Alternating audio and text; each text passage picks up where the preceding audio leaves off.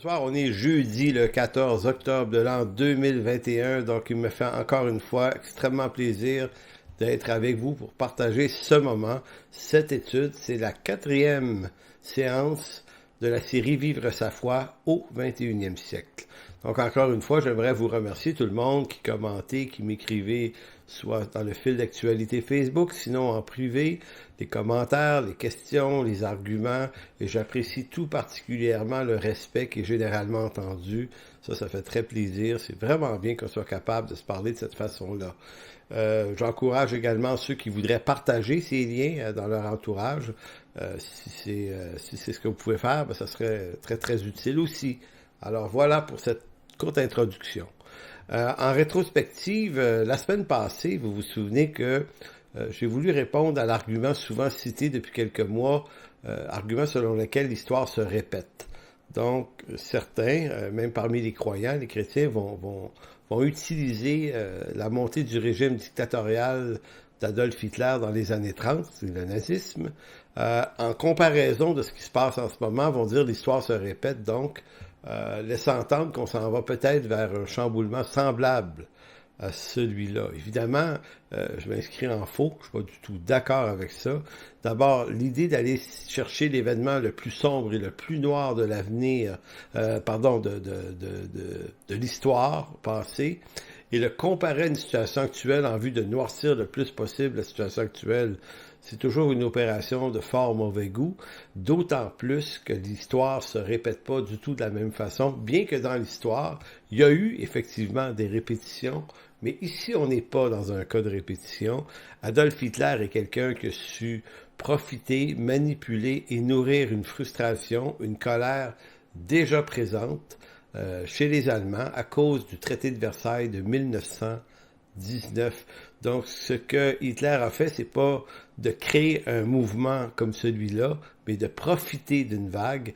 Et si donc on nourrit actuellement une colère, ben, nourrir la colère et la grossir et l'élargir au plus grand nombre de personnes possible, c'est la meilleure façon de se retrouver aux prises avec des régimes totalitaires. Donc, il m'apparaît, d'autant plus qu'on est croyant, de faire l'inverse. Cela dit, ça ne veut pas dire pour autant que je ne crois pas qu'éventuellement, il pourrait ne pas y avoir de gouvernance de ce genre. Je suis de ceux qui le pensent. Je pense qu'on s'en va dans un monde de plus en plus complexe, avec une surpopulation mondiale qui nécessite des ordres de contrôle de plus en plus accrus.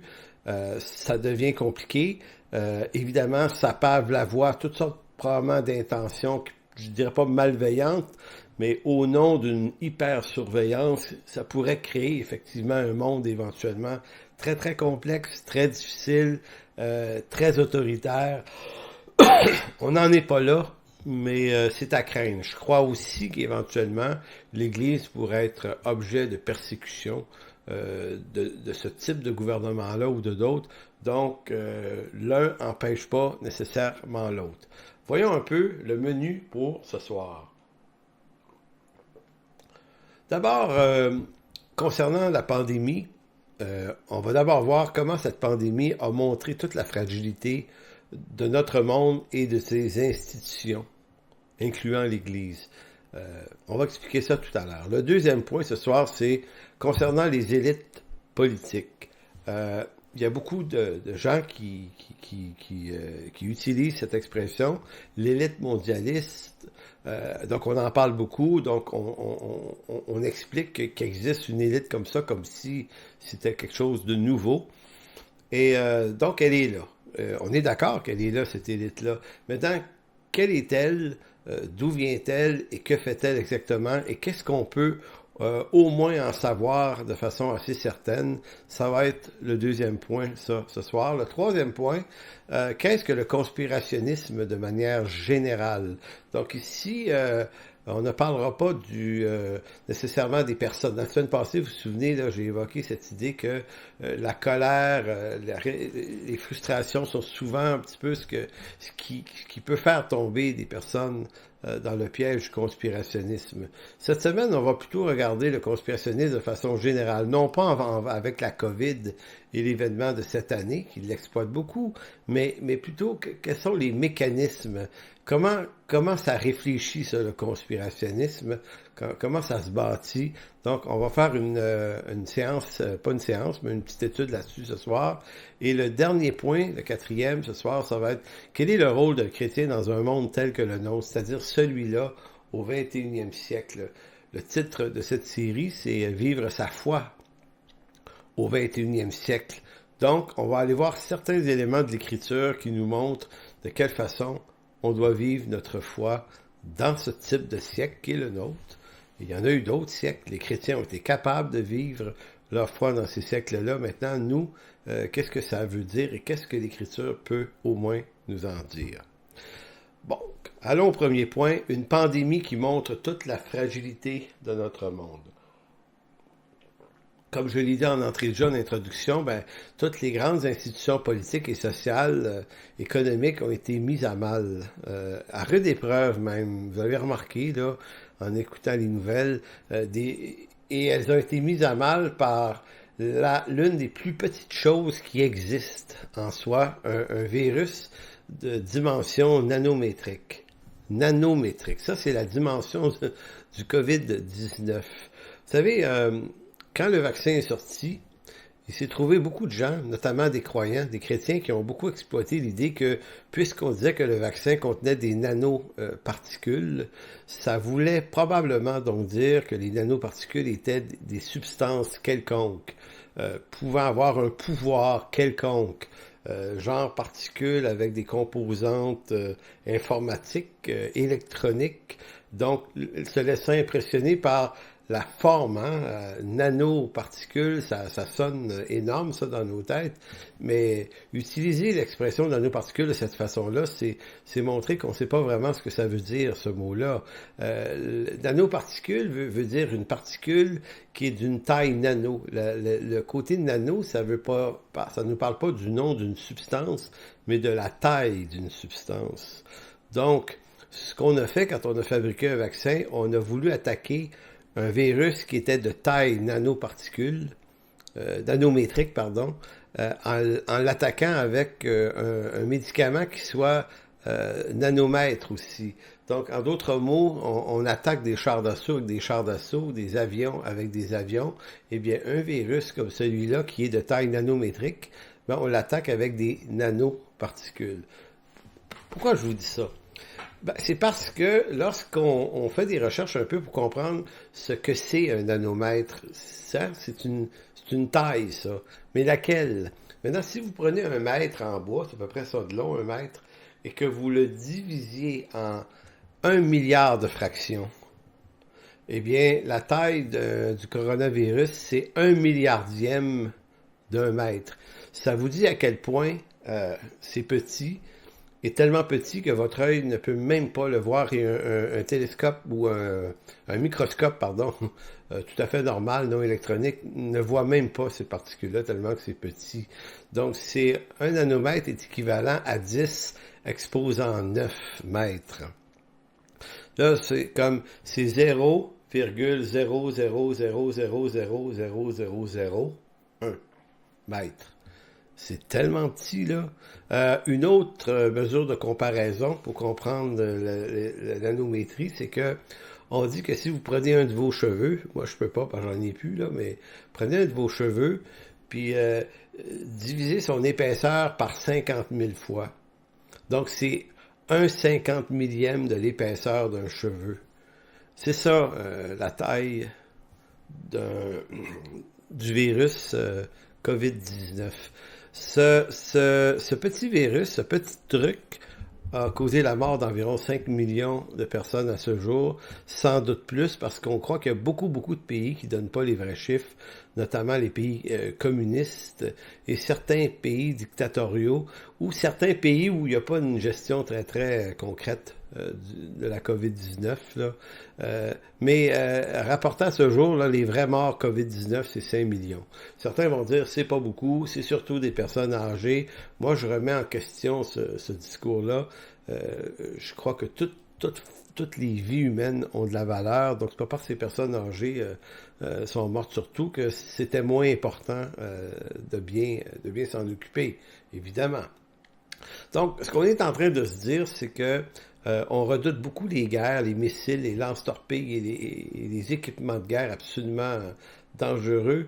Et on vient de se rendre compte qu'un truc à peu près invisible a causé des dommages immenses, mais pas juste à un pays contre l'autre, mais à peu près à toute l'humanité.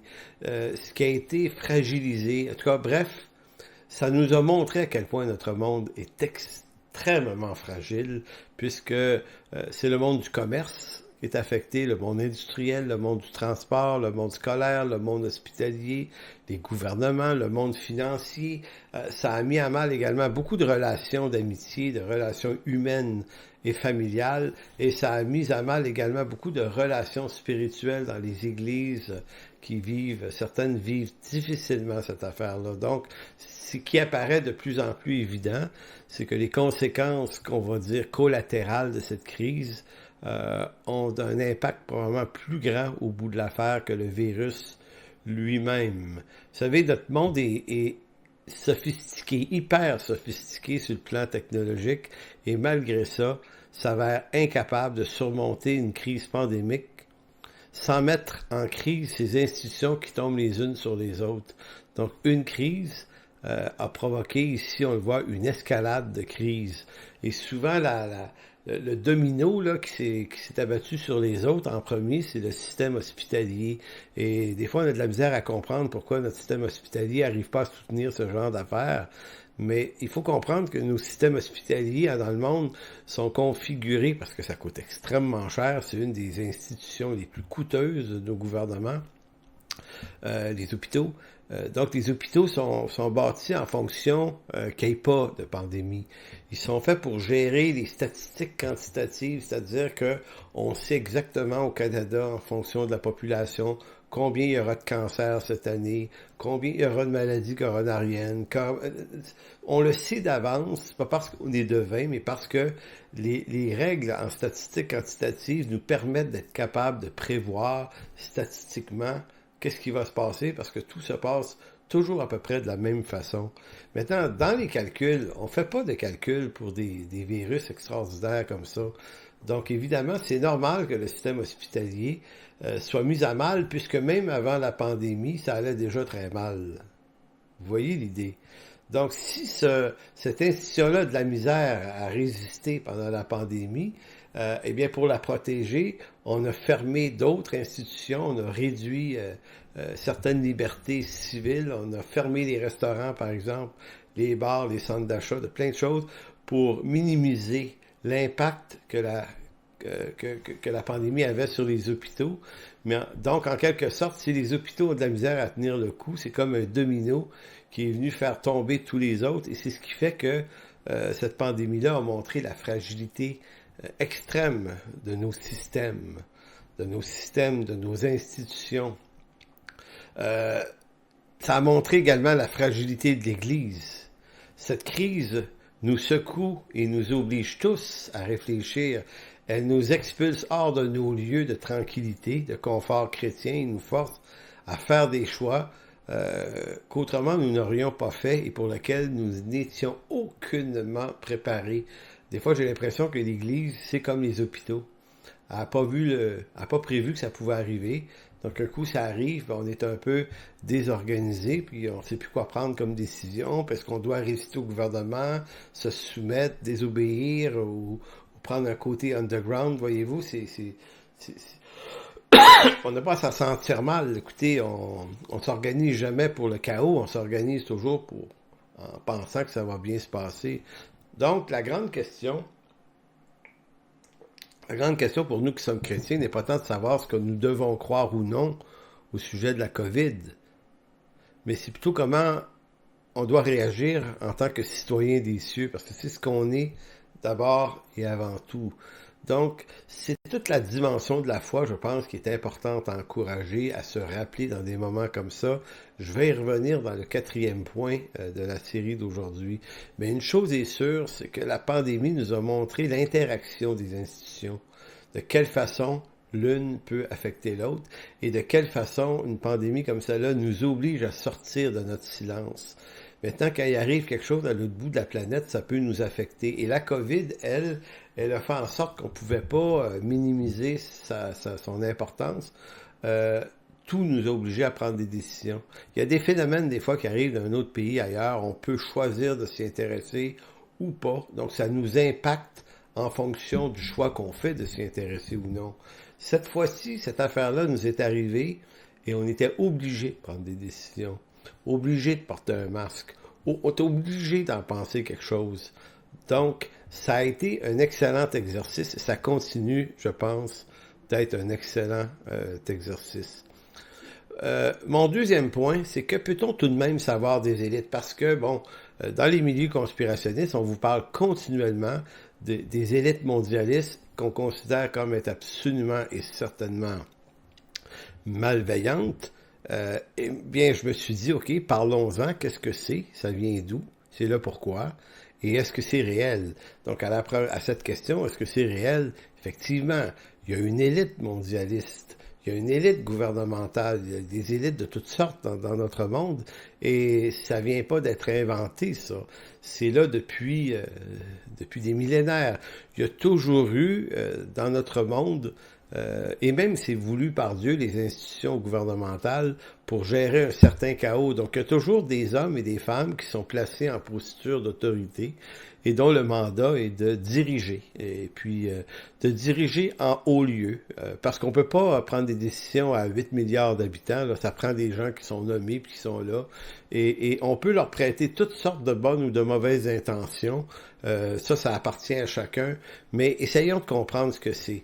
Donc, actuellement, cette élite qui dirige, elle est essentiellement d'abord et avant tout politique, et aussi financière. Donc, on sait qu'il y a d'autres pouvoirs, là, les pouvoirs religieux, les pouvoirs militaires et autres choses. Mais essentiellement, on a affaire beaucoup à ces deux grands types de pouvoirs-là, les politiciens et le monde économique. De grandes organisations politiques, économiques de taille planétaire se rassemblent depuis toujours. Ça fait partie des histoires de l'Antiquité. Évidemment, dans l'Antiquité, on se rassemblait de moins loin. On ne pouvait pas se rendre bien loin, mais les pays et les villes, il y a toujours eu ce genre d'échanges, d'accords, d'ententes, des fois de guerre aussi. Donc, il y a toujours eu ce genre d'affaires-là. Cependant, c'est après la Première Guerre mondiale, pardon. La Première Guerre mondiale, qui est 1914-1918, a fait prendre conscience aux hommes de cette période-là que notre monde avait énormément changé. Vous savez, cette guerre-là qui a vu la mort d'environ 20 millions de personnes, on l'a dit mondiale parce qu'elle a impliqué une vingtaine de pays et plus, mais c'est surtout que c'est la première fois qu'une guerre impliquait des armes de destruction massive de cette ampleur. Toutes les nouvelles technologies du 19e siècle sont devenues des armes de guerre. Donc, on s'est rendu compte que maintenant, une guerre, on se bat plus à la hache, à la pelle et au mousquet comme les autres guerres auparavant, mais que maintenant, on peut larguer des bombes et des missiles et là, on peut causer vraiment, mais vraiment énormément de dommages. On peut détruire des villes. Et les penseurs du début du 20e siècle, avec raison d'ailleurs, se sont dit un instant, il va falloir se donner des leviers de sécurité, de contrôle pour tenter que ça arrive le moins possible. Donc, la Société des Nations était créée dans ces années-là. Ces rencontres ont pris beaucoup d'importance. L'autre phénomène, outre le fait que c'est l'invention, c'est aussi les nouveaux, ce qu'on pourrait appeler le nouveau paradigme technico-économique. Depuis le début du 20e siècle et même un peu avant, l'amélioration des technologies dans le domaine du transport et des communications ont fait en sorte que Il y a des échanges commerciaux à longue distance maintenant qui se font. On parle du début du 20e siècle. Les flux migratoires aussi. Vous savez, pendant longtemps, en France, c'était des Français, puis en Espagne, des Espagnols, puis en Allemagne, des Allemands. Il y avait un peu d'immigration, mais les gens vivaient nécessairement et généralement dans leur pays d'origine. Le début du 20e siècle et même le siècle avant, les flux migratoires, c'est-à-dire on commence à déménager, le mélange des peuples ensemble, on peut le faire, il y a des moyens de se transporter ailleurs, d'aller vivre ailleurs, et tout ça, ça amplifie, ça multiplie les voyages, les échanges commerciaux, les flux migratoires, et on se rend compte que cette affaire-là, qui est à la fois une bonne chose, est porteuse d'un certain nombre de problématiques, puisque si les humains peuvent se promener, les virus aussi vont le faire. Donc, tous les avantages et les désavantages. Également, le 20e siècle, c'est celui où on prend conscience de plus en plus d'un ensemble de problèmes. Et là, on les voit. La Terre on dirait que la Terre est devenue un peu plus petite, en fin de compte. Puisqu'on peut se rendre en Chine en quelques heures, au lieu de quelques mois, s'il arrive quelque chose en Chine, la résonance de la chose se rend rapidement ici. Et on le voit avec le virus de COVID-19 qui est parti de Wuhan, là-bas, qui s'est envenu ici. Ça a pris quelques heures. Là. Ça a pris quelques heures. Et c'était plus en Chine, ça se répandait. Donc, au début du 20e siècle, c'est un peu les défis qui sont là devant ces hommes, ces femmes qui se réunissent, qui réfléchissent et qui vont créer des institutions de réflexion. Il y en a beaucoup. Maintenant, les problématiques devant lesquelles ils sont, c'est la question de la surpopulation. Dans certaines régions du monde, il y a vraiment de la surpopulation. C'est un problème qu'ils ont eux, mais qui devient le problème de tout le monde. La pauvreté et les inégalités économiques et sociales dans le monde également, là, ça devient un problème de tous. La circulation virale, on l'a vu, la COVID-19, mais au début du siècle, en 1919, c'était la grippe espagnole, et là, on s'est dit, OK, attention, là, la guerre est finie, les soldats retournent chez eux, puis ils ont rapporté un virus avec eux autres, puis ça a été un massacre, là, des 50 à 100 millions de morts. On a vu le sida dans les années 80 également, qui est un peu une maladie un petit peu plus particulière, mais vous voyez, un problème ne peut plus être régional. La question énergétique dans le monde, c'est un grave problème aussi. Qu'est-ce qu'on fait? Est-ce que c'est les autos au pétrole, les autos à batterie, polluent autant? Donc, il y a des enjeux mondiaux, les échanges commerciaux, le défi écologique et la pollution dans le monde, c'est un défi qui est vrai pour tout le monde. Les tensions religieuses également, surtout du côté de l'islam et le reste du monde. C'est arrivé, les attentats terroristes sont arrivés un peu partout dans le monde.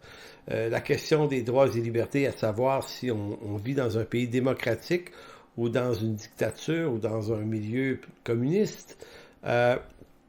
Si je vous dis ça, c'est que le 20e siècle et ses avancées technologiques ont rendu la Terre plus petite, et de ce fait, on produit une proximité qui fait en sorte qu'on ne peut plus ignorer les problèmes qui arrivent dans les pays, dans un pays quelconque, sans que ce problème risque de nous atteindre tôt ou tard.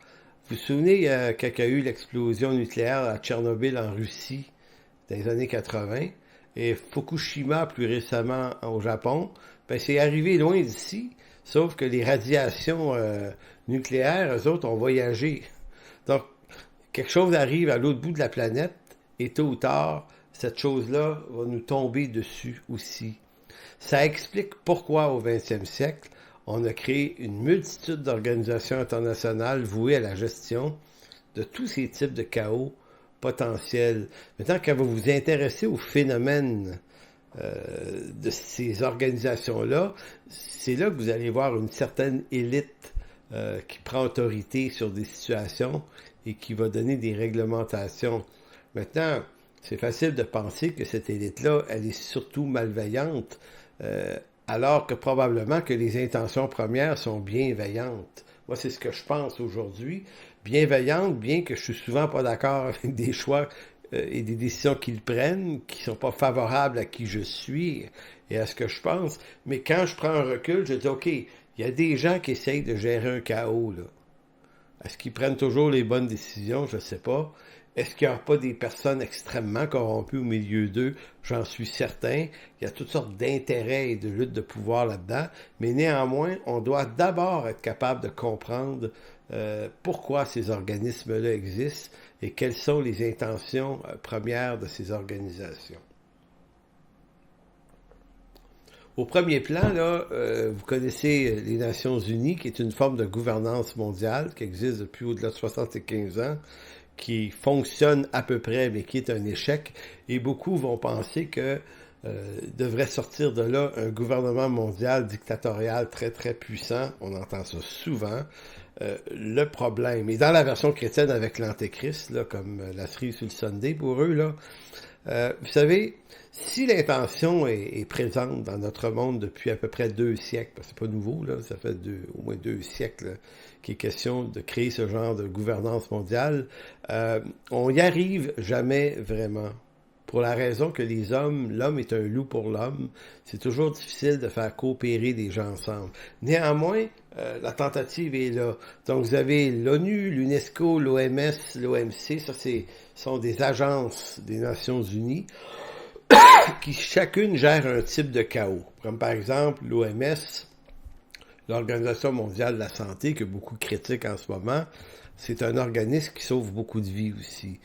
J'ai vu en Afrique des agences, le travail que ces agences-là peuvent faire pour sauver des millions de vies.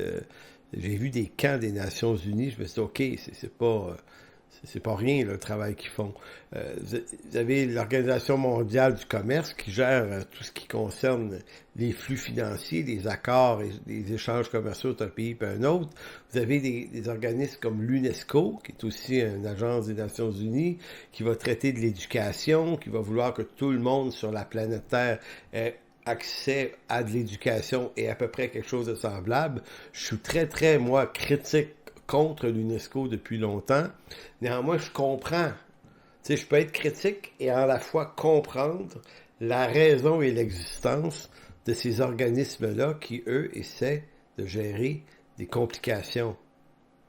Il existe également une quantité d'organismes semi-gouvernementaux. Vous savez, le forum de Bilderberg qui existe depuis les années 50, qui réunit une centaine de gens très influents dans le monde une fois par année au mois de mai, pendant une semaine. Ces 100 personnes-là vont inviter une centaine de politiciens et on va inviter également une centaine de spécialistes. Donc on se retrouve 300 personnes à jaser pendant une semaine des grands défis de l'écologie, de l'énergie, du racisme. On va jaser de toutes les grandes questions de l'heure. Ça se fait en catimini. C'est un peu dérangeant que des organismes comme ça existent, mais ils existent. Vous avez le Forum économique de Davos, que certains affluent des pires intentions, inventé en 1971 par M. Schwab. C'est eux qui ont fait la promotion du Great Reset, qui devait avoir lieu en janvier, mais qui finalement n'a pas eu lieu, et auquel on fait porter un poids de responsabilité mondiale terrible en prétendant que eux vont complètement transformer toute l'économie mondiale dans les années 2030 et qui vont faire ceci, vont faire cela. M. Schwab écrit un livre, fait des trucs. Et là, on s'imagine que tout ça va se passer comme certaines de ces personnes-là le désirent. Mais dire ça, c'est de pas comprendre comment fonctionne la politique internationale. Le Forum économique de Davos fait ce genre de party à chaque année depuis 1971 et ils promettent, ils se proposent de faire gros de même et ils accouchent de seulement ça, comme dirait l'éléphant qui accouche d'une souris. En d'autres mots, il y a plein d'organisations comme ça, puis là je pourrais vous en nommer une dizaine d'autres, je le ferai pas, mais qui sont des organismes semi-gouvernementaux avec toutes sortes d'intentions, bienveillantes, malveillantes, avec toutes sortes de monde, des hommes et des femmes droits, d'autres moins droits, plus corrompus. Mais ça existe. Donc, il y a donc une élite de personnes qui sont là, qui essayent de faire quelque chose pour des motivations différentes l'un à l'autre, mais ils existent et ils sont là. Ça, c'était mon deuxième point. Mon troisième point auquel j'arrive, c'est le conspirationnisme. C'est-à-dire, pourquoi le conspirationnisme ici? C'est que, qu'est-ce que le conspirationnisme, sinon que l'interprétation qu'on se fait de cette élite-là. Donc, tout ce que je viens de vous décrire et encore plus, là. Donc, il y a des gens qui vont prêter à cette élite un certain nombre d'intentions. Comme je le disais, la semaine prochaine, ils vont procéder par ce qu'on appelle le cherry picking. Ils vont aller chercher quelques détails ici et là, déclarations, un bout de vidéo de l'un, d'une entrevue d'un autre avec un bout d'article d'un autre, un qui date de 1980, de l'an 2000. Donc, on fait du ramassage de petites informations, un peu comme un casse-tête. Et c'est comme s'il y avait un casse-tête, mais il manquait la plupart des pièces, mais il y avait quelques morceaux. Et là, le conspirationniste en herbe, ce qu'il va faire, lui, c'est qu'il va imaginer le vide. Il va remplir le vide, il va compléter l'image avec son imagination. Le conspirationniste, c'est une illusion qui prétend être capable de nous révéler ce qui est caché derrière les portes closes de cette élite-là. C'est la mise en marché, j'appellerais ça, là, la stratégie de mise en marché d'un narratif simplificateur. Donc, le discours conspirationniste suit une démarche qui consiste à simplifier le plus possible la complexité des phénomènes politiques et économiques de ce monde. C'est ça le conspirationnisme, c'est de ne pas se poser toutes les questions, mais de sauter à des conclusions hâtives en simplifiant, comme si c'était simple, comme s'il y avait réellement une élite qui pouvait faire tout ce qu'elle prétend vouloir faire et que ça s'opérait de façon simple. Donc, c'est simple, nous diront-ils, ces conspirationnistes, ils vont dire notre monde est dirigé par une élite malveillante et corrompue, donc on veut rien y voir de bienveillant. Et pourquoi je dis que c'est peut-être pas si malveillant que ça? Ben, c'est parce que c'est essentiellement vrai en partant que la majorité des grandes institutions veulent essayer de régler des problèmes. Ça exclut pas la malveillance et de la corruption, mais ça veut pas dire que tout est corrompu et que tous, en d'autres mots, là, que c'est un gouvernement mondial despotique qui veut tuer des gens. Ça, c'est une conclusion qui est extrêmement hasardeuse. Le conspirationnisme, c'est prétendre que ce que l'on voit, c'est prétendre voir clairement ce qui se passe derrière des portes closes. Donc, essentiellement, c'est ça.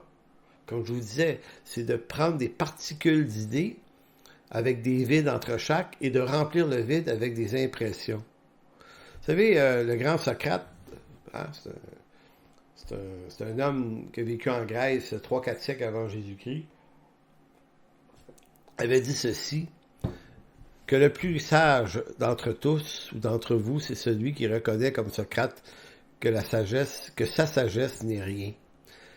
Pourquoi je cite Socrate ici? C'est parce que la prétention de savoir ce qui se passe en ce monde et de l'affirmer sans précaution, c'est une forme d'arrogance qui est nourrie, elle, par de l'ignorance volontaire. La sagesse ne dit pas qu'elle sait, la sagesse affirme plutôt ses incertitudes devant l'ensemble des illusions qui l'environnent. En fait, ce qui se passe en ce monde est extrêmement plus complexe qu'il peut nous en sembler à première vue. Quand j'étudiais en sciences politiques, en histoire, mais j'ai eu des cours de sciences politiques aussi, je me souviens avoir été saisi par la complexité politique mondiale. Comprendre qu'il y avait des professeurs qui étaient des politicologues, des gens qui ont passé leur vie à étudier ça, et qui, eux, sont remplis de doutes lorsqu'ils nous parlent de ce qui se passe, et qui essayent de nous faire comprendre à quel point c'est complexe.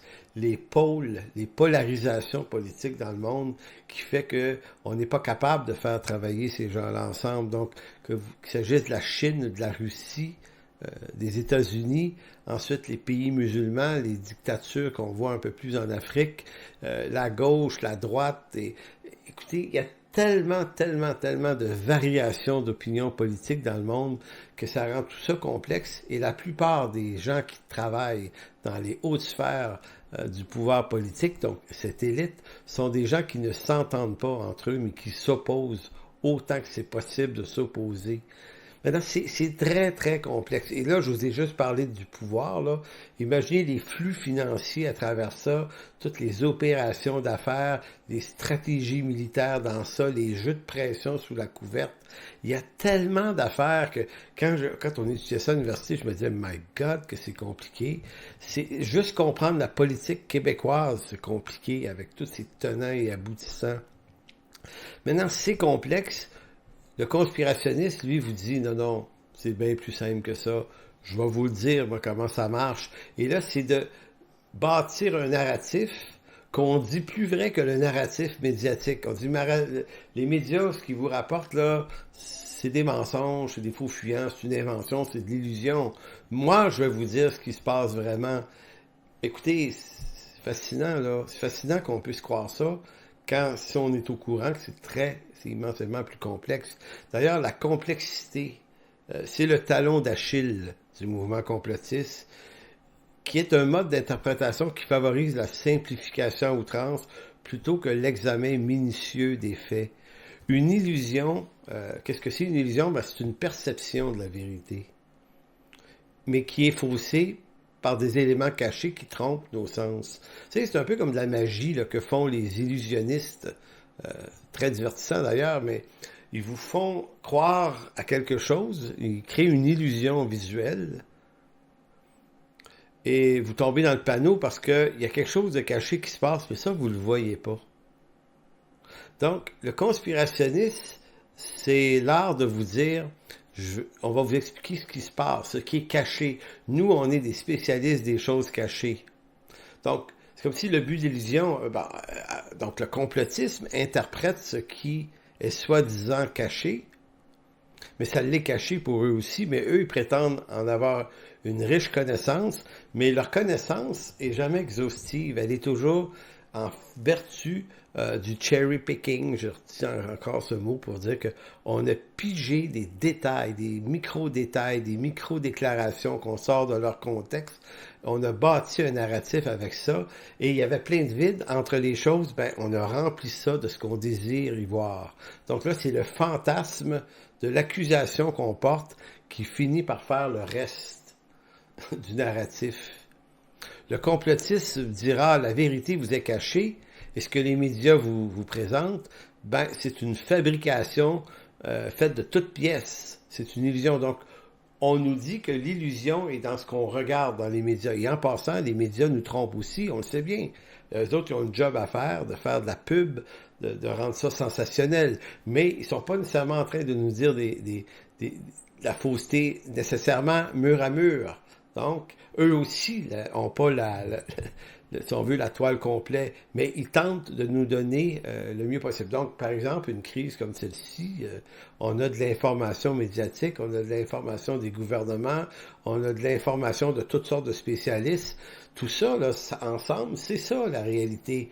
Mais le complotiste vous dirait non, ça c'est la tromperie, c'est l'illusion. Ce qui se passe vraiment, c'est beaucoup plus complexe, non pas beaucoup plus complexe, c'est caché, et voici ce que c'est. Donc, en réalité, la véritable illusion, je pense, moi, est plutôt dans le fait que les complotistes se disent assez compétents pour nous parler de ce qui est caché. Donc, eux diront que l'illusion, c'est ce qui vous est révélé dans la réalité. Moi, je pense que la vraie illusion, c'est ce qu'eux prétendent savoir de ce qui est caché. Et je vais vous donner un exemple fascinant de cette affaire-là. En 2001, qu'est-ce qui s'est passé le 11 septembre? Eh bien, 2 avions ont percuté les 2 tours jumelles à New York, du World Trade Center. Bon, le temps qu'on se remette de nos émotions, ça a été quelque chose. Et moi, c'est là que j'ai vu le monde conspirationnisme s'éveiller tout à coup. C'était là avant. Mais le conspirationnisme tel qu'on le voit aujourd'hui s'est éveillé dans cette affaire-là. Moi, il y avait des gens autour de moi, des croyants, qui ont commencé à adhérer à toutes sortes de thèses qui se disaient dans l'année ou les 2 ans qui ont suivi. et qui prétendait plein de choses. D'abord, il y a un militaire américain à la retraite qui, lui, et il n'est pas le seul à avoir fait ça, mais d'autres l'ont fait, mais lui, qui dit, il y a eu des avions sur les tours à New York. Il dit, quel avion? Il n'y a pas eu d'avion. Il dit, c'est pas ça qui s'est passé. C'est la CIA qui a comploté elle-même pour faire abattre les tours, pour donner au gouvernement américain une raison de se donner des pouvoirs de surveillance sur la population. C'est une thèse. Elle peut être vraie, elle peut être fausse, mais j'ai deux choix. Ou bien je vais la croire parce que je trouve ça amusant de croire un truc comme ça, ou bien je vais fouiller, je vais aller voir les faits. Alors moi, ce que j'ai fait, je suis allé voir les faits. Donc à l'époque, je me suis acheté beaucoup d'ouvrages, mais je suis allé lire toutes les études, les enquêtes qui ont été faites sur l'effondrement des tours. Je me suis acheté des livres sur le djihad islamique en Égypte pour comprendre ce que c'était, toute la mouvance des frères musulmans en Égypte, Afghanistan, Al-Qaïda, tous ces groupes-là, là, j'ai fouillé ça, là, et je suis retourné historiquement un siècle en arrière. Comment ça s'est bâti, ces mouvances-là? Parce que comment un siècle avant, des décisions ont été prises qui, un siècle plus tard, font en sorte que 2 avions plombent les tours? D'abord, est-ce qu'il y a eu des avions qui ont rentré en collision avec les tours jumelles? Eh bien, il y a des dizaines et des dizaines de milliers de personnes qui ont vu ça de leurs yeux, qui en ont témoigné. Maintenant, le conspirationniste, lui, il va croire le militaire qui dit qu'il n'y en a pas eu. C'est fascinant quand même. Il y a des dizaines de milliers de personnes qui les ont vus, et moi je connais des Québécois qui étaient à New York et qui m'ont dit non, il y a des avions qui ont percuté les tours, c'est pas une joke. C'est pas un montage. Un des arguments qui militait en faveur du conspirationnisme dans cette histoire-là, c'était que on s'est dit, et même si des avions ont percuté les tours, comment expliquer que les tours aussi fortement construites ont pu s'effondrer comme un château de cartes? Donc on disait, voyez-vous, les tours c'est construit, il y a comme un frame qu'on appelle en acier, là, des poutres qui tiennent ça, qui forment la structure centrale des 2 tours, et les foyers d'ascenseurs sont dans cette armature de poutres de métal, et on se dit, écoutez, c'est vraiment très très fort. Vous savez, le kérosène des avions, lorsqu'il a explosé, on sait que du kérosène, lorsque ça prend feu, ça brûle à une température de 815 degrés Celsius, pas plus. Et l'argument, c'était, le fer des poutres, lui, pour fondre, il faut qu'il soit chauffé à 1482 degrés Celsius. Donc, on s'est dit, voyez-vous, il y a un écart de plus de 600 degrés Celsius. Donc, les poutres n'ont pas pu fondre parce que le kérosène ne chauffe pas assez les poutres pour les faire fondre. Donc, c'était un argument en apparence. On se dit, ouais, c'est vrai, ça fait un certain sens. Mais en réalité, c'est un faux argument puisque des métallurgistes sont venus au secours de ce faux argument-là en disant, attention, il est vrai que le kérosène brûle à 815 degrés, sauf qu'il s'affaiblit et ramollit à partir de 800 degrés. Donc, les poutres n'avaient pas besoin de fondre pour s'effondrer. Elles avaient juste besoin de ramollir suffisamment pour perdre leur capacité à tenir le poids de tous les étages au-dessus. Et arriver à 800 à 900 degrés, les poutres étaient suffisamment trop chaudes. Le fer a ramolli, on dit un peu comme de la guenille, et ça s'est effondré. Donc, ça explique pourquoi les tours sont tombées comme ça. Et il n'y avait pas de bombe à chaque étage qui montrait pourquoi il y avait des sorties de coups de vent à chaque étage. C'est l'effet accordéon qui était évidemment facile à comprendre. Moi, je me suis tapé des dizaines, des centaines, des milliers de pages là-dessus. Et tout ça est apparu très logique. Et je retournais voir mes amis conspirationnistes pour leur dire, je pense que t'as pas compris ce qui s'est vraiment passé, là. Et lorsque tu essaies d'expliquer des faits démontrables, clairs et nets, le conspirationniste a pour instruction de ne pas vouloir les entendre. Il préfère croire le narratif du gars qui a dit qu'il n'y a même pas eu d'avion. Et c'est la CIA. Je vous donne cet exemple-là pour vous montrer à quel point le caractère complotiste se construit sur l'appréciation des mythes faciles. Donc, la simplification à outrance, à contrario d'une recherche des faits. Et quand le complotiste cherche des faits, ben, il ne peut qu'essayer d'en trouver qui corroborent ce qu'il préfère croire. Donc le complotiste, lui, regarde les dirigeants de ce monde comme une clique d'amis qui coopèrent à un plan de réingénierie mondiale qui se déroule sous nos yeux, selon lui, avec une élégante harmonie. Tout est planifié, tout marche, ça fonctionne. Mais dans la réalité, le projet de mondialisation est un chaos causé par l'esprit de compétition. Depuis un siècle qu'on essaie d'organiser le monde dans une certaine gouvernance mondiale, et depuis la SDN de 1919, ça ne fonctionne pas et on sait pourquoi. C'est à cause du cœur de l'homme, de sa gestion du pouvoir, de son amour du contrôle. L'orgueil de l'homme fait en sorte que si vous mettez deux ou trois ou quatre hommes puissants, détenant beaucoup de richesses et de pouvoir, et vous leur demandez de s'entendre ensemble, ben, ils vont s'entendre un petit bout de temps, puis ça sera pas long qu'ils sont destinés à s'engueuler, à se prendre, à vouloir se contrôler l'un l'autre. Donc, c'est comme ça. Et ça, c'est juste une petite fraction de la complexité. L'apôtre Paul nous dit dans sa lettre à Tite que le monde pécheur, il le décrit comme ça, il dit « Car nous aussi, nous étions autrefois insensés, désobéissants, égarés, asservis à toute espèce de convoitise, de volupté, vivant dans la méchanceté et dans l'envie digne d'être trahis, nous haïssant les uns les autres. » Tu sais, Paul le décrit bien. Ce qui est au cœur de l'homme, là, ce qui est au cœur de l'homme, c'est la convoitise, c'est la volupté, c'est la méchanceté, c'est la haine. Ces données-là, elles disparaissent pas tout à coup parce que des hommes auraient l'intention de bâtir un plan hyper malveillant contre le monde. Donc, c'est pour ça que je dis que le conspirationnisme, ça prend énormément de foi, mais surtout beaucoup de naïveté pour y adhérer complètement. Maintenant que j'ai dit ça, je suis pas en train de dire que des complots, ça n'existe pas.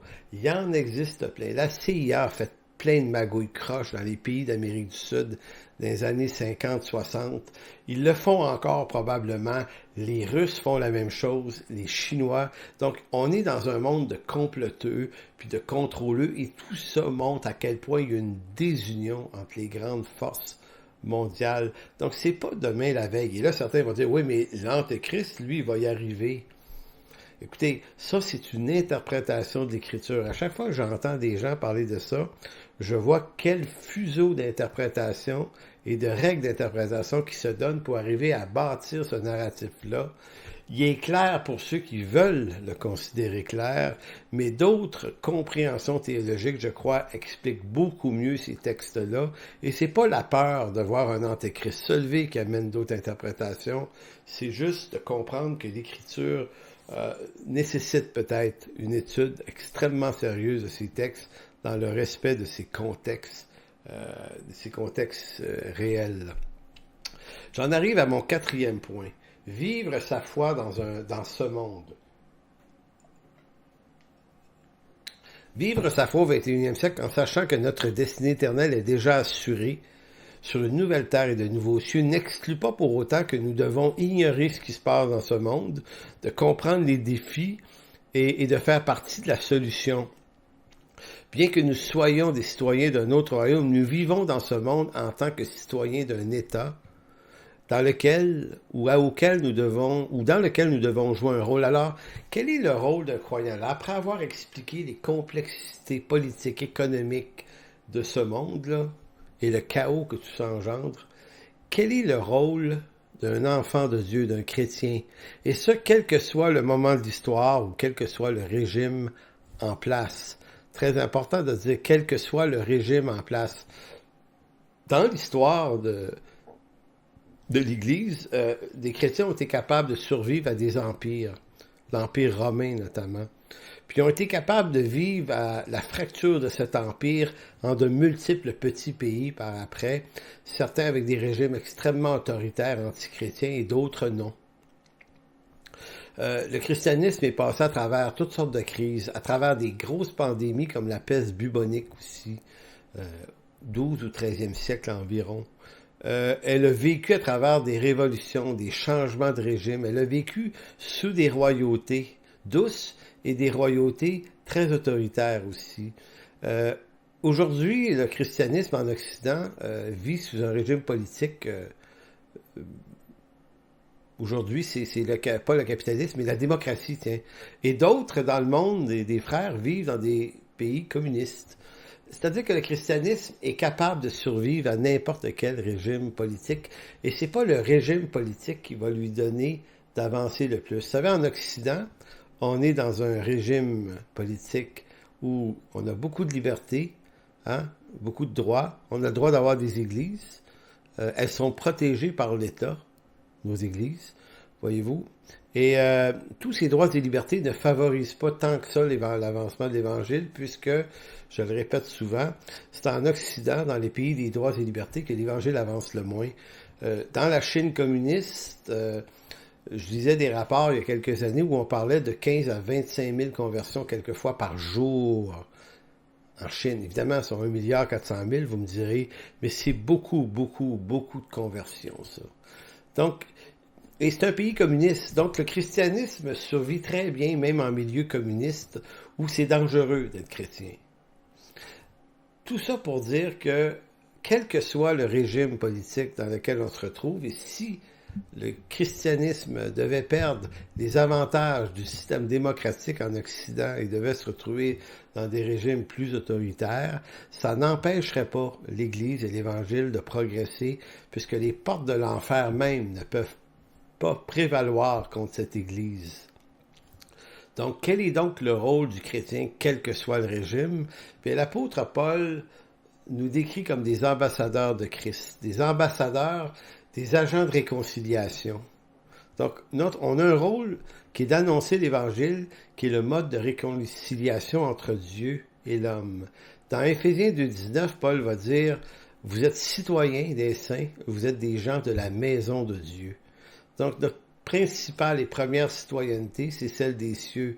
Mais, comme j'ai dit, on est tout de même des citoyens d'un pays. Donc, dans 2 Corinthiens 5,10, Paul va affirmer, « Nous faisons donc les fonctions d'ambassadeurs. » Ambassadeur, presbeo, qui vient du mot presbytéro, ancien. On a un rôle d'ancien. Mais ici, dans le contexte, on comprend que fonction d'ambassadeur pour Christ, comme si Dieu exhortait par nous, nous vous en supplions au nom de Christ, soyez réconciliés avec Dieu. Donc, c'est intéressant, ces deux postures-là, citoyens, gens de la maison de Dieu, et ambassadeurs en ce monde, comme représentants de Christ. Donc, vous savez ce que c'est un ambassadeur? C'est quelqu'un qui représente son pays dans un pays étranger, comme par exemple l'ambassadeur du Canada aux États-Unis, est représentant du Canada auprès du gouvernement américain, mais lui n'a pas intérêt à se mêler des questions politiques des États-Unis.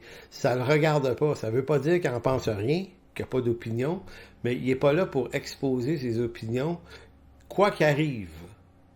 Donc, l'ambassadeur du Canada là, à Washington, là, il n'était pas pro-Biden ou pro-M. Trump. Il était pro-silence là-dessus. L'ambassadeur ne se mêle pas des questions politiques du pays qu'il reçoit, parce que son jeu à lui, c'est d'être plutôt représentant des valeurs de son pays auprès de ce gouvernement. Donc, Paul nous prête ce rôle. Vous et moi, nous représentons le royaume du Seigneur Jésus-Christ en ce monde perdu et sans espoir. Donc, vous avez vu là, tous les chaos là, qui sont là, puis les chicanes, puis les tensions, puis les guerres de philosophie, les tensions militaires, les tensions raciales, toutes ces choses-là. Mais nous, là, on n'appartient plus à une de ces races-là. En Jésus-Christ, on est une nouvelle race, une nouvelle création créée selon Christ. Ça n'a rien à voir avec la couleur de notre peau, là, tout ça. On n'a plus en Christ la couleur de peau qu'on a eue à notre naissance dans ce monde adamique. On est des citoyens dont la couleur de notre peau, c'est la couleur du Christ. C'est ça qu'on est. Et notre langue et nos valeurs sont celles de Jésus-Christ. Maintenant, si on a un rôle à jouer dans ce monde, de quelle façon on peut le considérer? Bien, je suis allé ramasser quelques informations dans la Bible. Quel est notre rôle et notre comportement? Évidemment, le rôle d'un croyant, c'est de participer au bien du pays qu'il reçoit. ou on peut dire le bien commun de la cité. Dans 1 Pierre 2,17, l'apôtre va dire « Vous devez honorer le roi ». Honorer le roi et les autorités politiques. Et on sait que Pierre vivait dans une période où les rois étaient despotiquement beaucoup plus dangereux qu'aujourd'hui. N'étaient pas élus démocratiquement du tout. Dans Galates 6,10, l'apôtre Paul va nous dire « Pratiquez le bien envers tous les hommes ». Dans 1 Pierre 3,9, Pierre dira « Ne rendez point le mal pour le mal ». Jésus, dans Matthieu 5, va dire « Faites 1 000 de plus. Si quelqu'un veut ton manteau, donne-lui aussi ta tunique. » Matthieu 5, dans les Béatitudes. Dans Luc 10, Jésus va, en parlant au docteur de la loi, va lui dire d'être le prochain de celui qui est dans le besoin. Vous savez, dans la parabole du Samaritain, il ne dira pas qui est mon prochain, mais de qui es-tu le prochain que tu pourrais secourir. Ça, c'est un rôle qui nous est donné. Romains 13, Paul va dire d'être soumis aux autorités supérieures, aux juges notamment, à ceux qui exercent la justice. Dans 1 Timothée 2,2, Paul va dire « Priez pour les rois et pour tous ceux qui sont élevés en dignité afin que nous menions une vie paisible et tranquille en toute piété et honnêteté. » Quand Paul écrit ça, là, il est dans un autre monde que le nôtre. Et quand j'ai vu des chrétiens souhaiter quasiment des soulèvements politiques aux États-Unis, au Capitole, j'ai eu peur parce que je me disais, ces croyants-là comprennent pas le danger de la chose. Quand Paul dit, là, face à ceux qui nous dirigent politiquement, quels qu'ils soient, gardez-les en prière parce que la paix que vous avez, la tranquillité, ça vaut de l'or.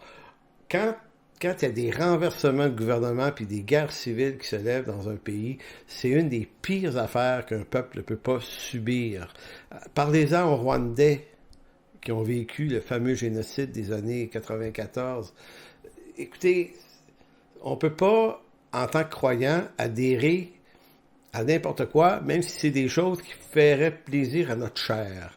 Dans Matthieu 22, 21, Jésus va dire « Rendre à César ce qui est à César », en concernant les impôts.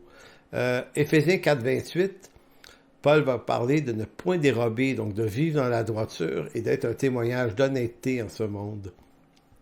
Paul va ajouter dans Romains 12, 14, « Bénissez ceux qui vous persécutent, bénissez et ne maudissez pas. » En Romains 12, 17, il va dire « Ne rendez point le mal pour le mal. » En Romains 13, 6, il va dire « Payez vos impôts. » En Romains 12, 13, il va dire « Exercez l'hospitalité. » Et Jésus, en Matthieu 28, disait « Annoncez la bonne nouvelle. » Il y en a plein d'autres énoncés comme ça, mais quand on les réunit ensemble, on comprend un peu plus qu'est-ce qu'on fait ici en tant qu'ambassadeur.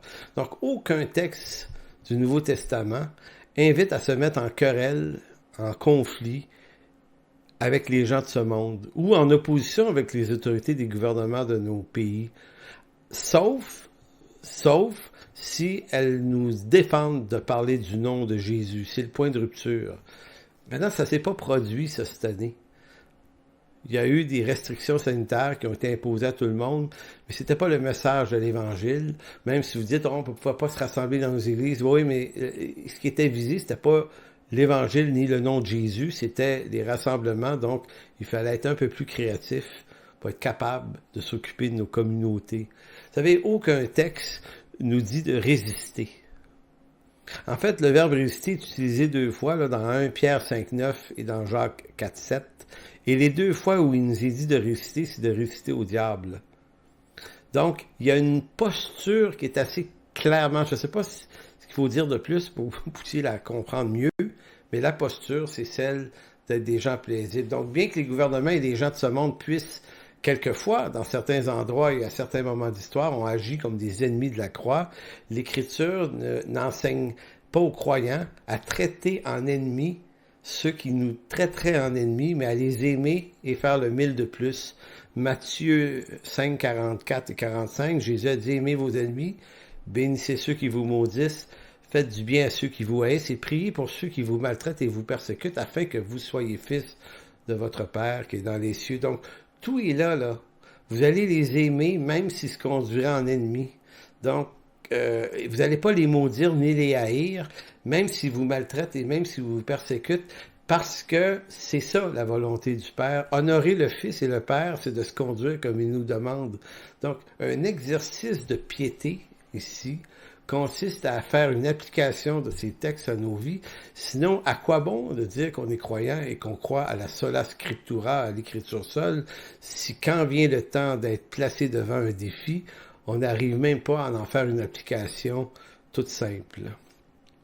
En conclusion, je termine en vous disant, Philippiens 2, 14 et 16, que le chrétien ne regarde pas ce monde du même œil que l'homme de ce monde le regarde. Pour l'homme de ce monde doit être délivré, ce monde est regardé à travers le regard de l'opposition, de la compétition, mais le chrétien, lui, ne le regarde pas ainsi. Paul dira, faites toutes choses sans murmure ni hésitation, afin que vous soyez irréprochables et purs, des enfants de Dieu irrépréhensibles au milieu d'une génération perverse et corrompue, parmi lesquelles vous brillez comme des flambeaux dans le monde, portant la parole de vie. Autre texte d'une grande clarté. Au milieu d'une génération perverse et corrompue, il dit briller comme des flambeaux. Donc, la mesure des textes bibliques est assez claire, est assez éloquente. On a un rôle à jouer. Et dans un monde corrompu, si tant est que vous aimez essayer de nous prouver que ce monde est corrompu, ben vous perdez votre temps. On le sait déjà juste par l'écriture. C'est déjà clair. Maintenant, c'est pas parce qu'il est corrompu qu'on va s'en prendre à ce monde. Au contraire, on va jouer jusqu'au bout ce rôle d'ambassadeur de Christ. On va se rendre utile pour l'Évangile au nom du Seigneur Jésus-Christ. Alors, c'est là-dessus qu'on se quitte en ce jeudi. Je vous remercie beaucoup d'avoir assisté à cette 4e séance.